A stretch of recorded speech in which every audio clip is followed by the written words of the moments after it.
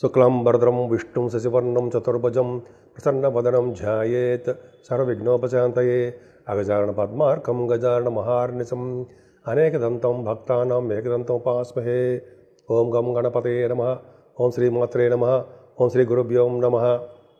నేను మీ వాడరేవు ఆదినారాయణరావు శర్మ. మీకు నా వీడియోస్ నచ్చాయనుకుంటున్నాను.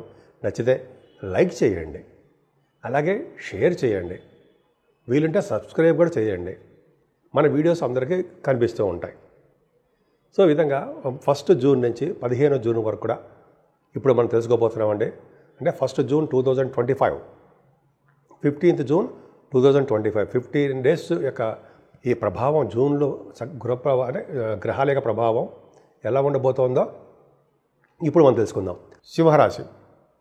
సింహరాశి వారికి కొత్త హౌస్ లార్డ్ కుజుడు మీ రాశిలో ఉండడం వల్ల చదువు బాగా వస్తుందండి.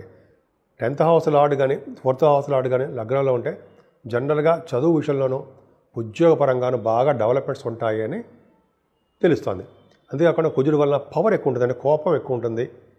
అలాగే మీరు ఏ పని చేయాలన్నా చిన్న చిన్న చికాకులు విసుగు అది ఉంటుంది, కానీ దాని గురించి పెద్దగా ఆలోచించాల్సిన విషయం లేదు. ఏదైనా ఫైనాన్షియల్గా కూడా మీరు కొద్దిగా వెనకబడిపోవడానికి అవకాశం ఉందండి. సకాలంలో మీ డబ్బులు మీకు రాలేకపోవచ్చు.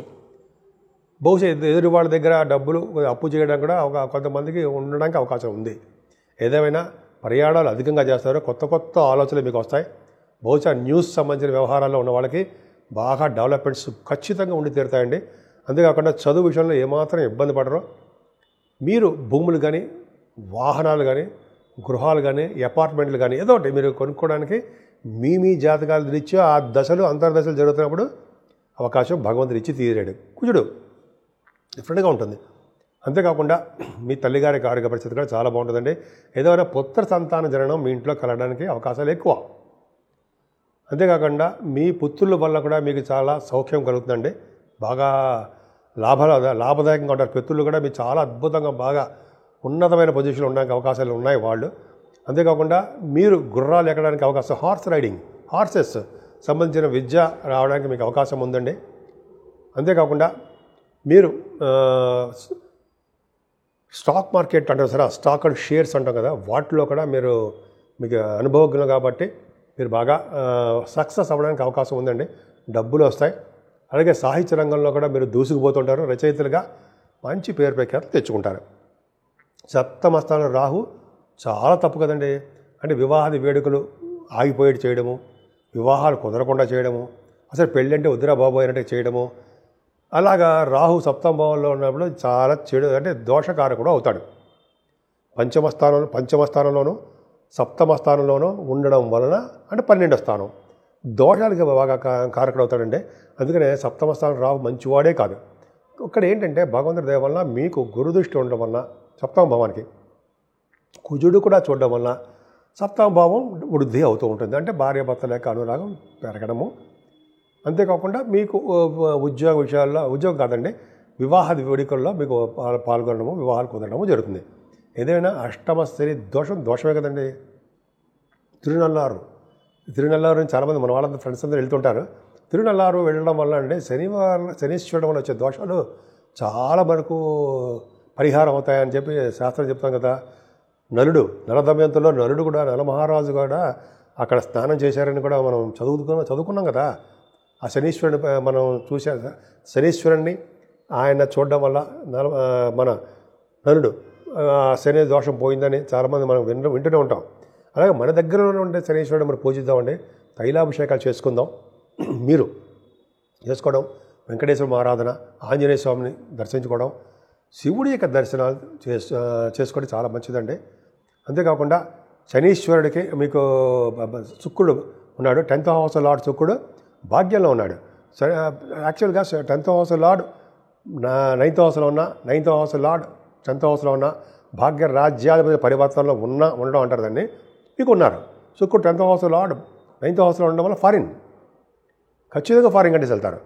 శుక్రుడు మీ జాతకంలో కూడా చూసుకోండి. 10th హౌస్ లార్డ్ భాగ్యంలో ఉంటే శుక్రదశ వచ్చినప్పుడు, శుక్రుడు కారకత్వంలో ఎప్పుడైనా ఎక్కడ శుక్రుడు రాహుల్ కాంబినేషన్ ఉన్నప్పుడు విదేశాలు వెళ్ళడానికి ఖాయమే, వెళ్తారు. అలాగే ఉన్నతమైన విద్యారీత్యా వెళ్తారు. అమ్మవారి యొక్క పుణ్యక్ష దర్శనాలు శక్తి పీఠాలు దర్శించుకుంటారు. కొంతమంది అయితే మీలో చాలామంది చాలా విదేశాలకు వెళ్ళడము, అక్కడ ఉన్నతమైన విద్య రావడము జరుగుతుందండి. అది గొప్ప అదృష్టము. అక్కడ మంచి విద్య కూడా వస్తుంది మీకు. అంతేకాకుండా ఇక్కడ మీరు చేస్తున్న బిజినెస్లు కూడా, వస్త్ర పరిశ్రమలు, బంగారు ఆభరణాలు ఇవన్నీ కూడా బాగా డెవలప్ అవుతాయి. ఏదైనా దశమంలో రాహు ప్రపంచ ప్రఖ్యాతి పొందుతారు. అంటే జనరల్గా ప్రఖ్యాతి పొందేవారిలా ఉంటారు. ప్రఖ్యాతి అంటే నేమ్ అండ్ ఫేమ్ బాగా వచ్చేవారిలాగా ఉంటారు మీరు. దశమ రవి బుధులు, దశమంలో రవే దిగ్బలుడు. దశమంలో రవి దృఢమైన శరీరము, దృఢమైన గాత్రము, పాటలు పాడడం, దృఢమైన కంఠం కలవారుగాను, అలాగే రవి బుధుల వలన డాక్టర్స్ వృత్తిలో బాగా రాణించేవారు గాను, అడ్వకేట్స్ గాను మీకు బాగా ఉంటుందండి. ముఖ్యంగా దశమంలో రవి బుధులు ఉండడం వల్ల వేదశాస్త్రాల పైన బాగా ఉండడము, అలాగే ఆగమశాస్త్ర ప్రావీణ్యత మీకు ఉండి తీరుతుందండి. అద్భుతం. అలా చెప్పుకుంటే చాలా బాగుంది. 11వ భావంలో కూడా బుధుడు గురుడు ఉన్నాడు. అంటే 2nd house lord, 11th house lord గురుడితో కలిసి ఉండడం వల్ల చక్కటి ఆలోచనలతోటి ధన సంపాదన బాగుంటుందండి. చక్కటి విద్యలు, అనేక రకమైన విద్యలు వస్తాయి మీకు. చక్కటి విద్యలు, సంస్కృతం కొన్ని ఉంటాయి కదండి. విద్యలు ఆరితేరిపోతారు. ధనయోగం బాగుంటుంది. అన్నిటికంటే లాభాలు బాగా అధికంగా ఉండడము, మీ అన్నయ్య గారికి అక్కయ్య గారికి చాలా బాగుండడము, ఫ్లో ఆఫ్ మనీ బాగుండడము, అలాగే మీరు ఫుడ్ బిజినెస్లో కానీ, వాటిలో కానీ, గోల్డ్ అండ్ సిల్వర్ వాటిలో బాగా ధన సంపాదనకి బాగా ఉంటుందండి. ముఖ్యంగా మ్యాథమెటిషియన్స్ గాను, యాక్టర్స్ గాను మీరు బాగా నేమ్ అండ్ ఫేమ్ సంపాదించుకుంటారు. ధన ప్రాప్తి బాగా కలుగుతుంది. భాగ్య, రాజ్య, లాభస్థానాల్లో 9, 10, 11 స్థానాల్లో బాగా బ్రహ్మాండ ప్లానెట్స్ ఉన్నాయి. విశేషంగా స్పందన ఉంటుంది. ఏదైనా రావుకేతుల మధ్యలో ప్లానెట్స్ అని ఉండిపోయాయి కాబట్టి, శనీశ్వరుడు కూడా మీకు అనుయోగంగా లేడు కాబట్టి, రావుకేతులకి, శనీశ్వరుడికి మీకు తోచిన విధంగా పూజలు చేయించుకోండి. ఈ 15 రోజులు కూడా చాలా బాగుంటుంది. నేను మీ వాడరేవు ఆదినారాయణరావు శర్మ, CMA అంటే కాస్ట్ మేనేజ్మెంట్ అకౌంటెంట్ అండి. CA ఎలాగంటారో CMA కూడా అంటారు. అలాగే MA ఆస్ట్రాలజీ మీకు తెలిసే ఉంటుంది. జనరల్గా మీ జాతకాలు తెలుసుకోవాలనుకుంటే date of birth, time of birth, place of birth అన్నట్టుగా అన్నీ ఉంటాయండి. చేసుకుంటే అన్నీ ఉంటాయి. మీరు ఉంటే నాకు పంపించండి. మీకు ఏమైనా ప్రాబ్లమ్స్ ఉన్నా, వివాహాలు కాకపోయినా, అయితే ముహూర్తాలు పెట్టాలనుకున్నా, అయితే మ్యాచింగ్ అంటే వధూవరుల జాతకాల పరిశీలన కావాలన్నా తప్పకుండా నేనే చెప్తానండి. ఇప్పుడు 12 రాశుల వారికి చెప్పుకోదగ్గ సూచనలు, ఆచరించవలసిన విధి విధానాలు, అలాగే పరిహారాలు, రెమెడీస్ ఇవన్నీ అంటాం కదండి. మనం ఒక ముక్కలో చెప్పాలంటే రెమెడీస్ ఇలా పరిపరి భాషలో చెప్పుకుంటున్నాం, పరిపరి విధాలుగా చెప్పుకుంటాం. ఏం లేదండి, మేషరాశి నుంచి మీనరాశి వారు కూడా అన్ని గ్రహాలు కూడా దిగ్బంధంలో ఉండిపోయాయి. అంటే రాహు కేతుల మధ్యలో సవ్యకాల సర్పదోషంలో ఉండిపోయాయి ప్లానెట్స్ అన్నీ కూడా. సో ఇలా ఉంటే ఏంటి అంటే, ఇలా ఉంటేనంటే మరి ఎంత కష్టపడ్డా కూడా మనం ముందుకు వెళ్ళలేకపోతూ ఉంటాం. మనకి గుర్తింపు కానీ గౌరవం కానీ దక్కదు. కొంతమందికి అయితే అనారోగ్య సమస్యలు వచ్చేసి హాస్పిటలైజేషన్ అయిపోతూ ఉంటారు. కొంతమంది పొలిటికల్ రంగంలో ఉన్నారనుకోండి, వాళ్ళకి పదవులు రాక ఎదుటి వాళ్ళ చేత తిట్లు, ఎదుటి వాళ్ళ చేత ఏదో విమర్శలు చేసుకుంటూ, రాజకీయ రంగంలో వాళ్ళకి కాదండి, అందరికీ కూడా. ఎందుకంటే మనకి టైం బాగున్నప్పుడు అలాగ ఉంటుంది అంటాం కదా. సో ఇవన్నీ చిన్న చిన్న ప్రాబ్లమ్స్ ఉన్నాయండి. ముఖ్యంగా రాహుకేతుల వలన, శనీశ్వరుని వలన కొంతమందికి, కొన్ని రాసుల వాళ్ళకి దోషాలు ఉన్నాయి. ముఖ్యంగా రాహుకేతులకి మన ఇంటి దగ్గరే, మన ఇంట్లోనే అమ్మవారికి పూజలు చేసుకోవడము, కుంకుమ పూజ కానీ ఏదైనా, లేకపోతే రాహుకాల సర్పదోషంలో మంగళవారం మీరు గుడికి వెళ్ళడము, లేకపోతే గుడికి సంబంధించిన పూజలు వెళ్ళి అక్కడ డబ్బులు ఇచ్చేస్తే వాళ్ళు కడితే వాళ్ళు చేస్తారు, అది చేయించుకోవడము. అంటే రాహుకాల మంగళవారం అంటారు కదా, మంగళవారం కూడా రాహుకాలంలో పూజలు, అమ్మవారి పూజలు అదొకటి. అలాగే పౌర్ణమి పూట కానీ, అమావాస్య పూటలు కానీ అమ్మవారికి మనము ఏమంటారంటే చండీ హోమం అంటారు కదా, బాగా చేయించుకోవడం వలన, అలాగే సుబ్రహ్మణ్యేశ్వర స్వామి అధికంగా పూజించడం వలన మీరు బాగా రియల్ ఎస్టేట్ రంగంలో దూసుకుపోతారు. అంతేకాకుండా పౌర్ణమి వెళ్ళిన చవితి రోజు గణపతి ఆరాధన, ఓం గం గణపతయే నమః, ఓం గం గణపతయే నమః, ఓం గం గణపతయే నమః 108 సార్లు అనలేమా, అన్ని తీరుతాం. సో అలా చేసుకోవడం వలన దోషాలు చాలా పరిహారం అవుతాయండి.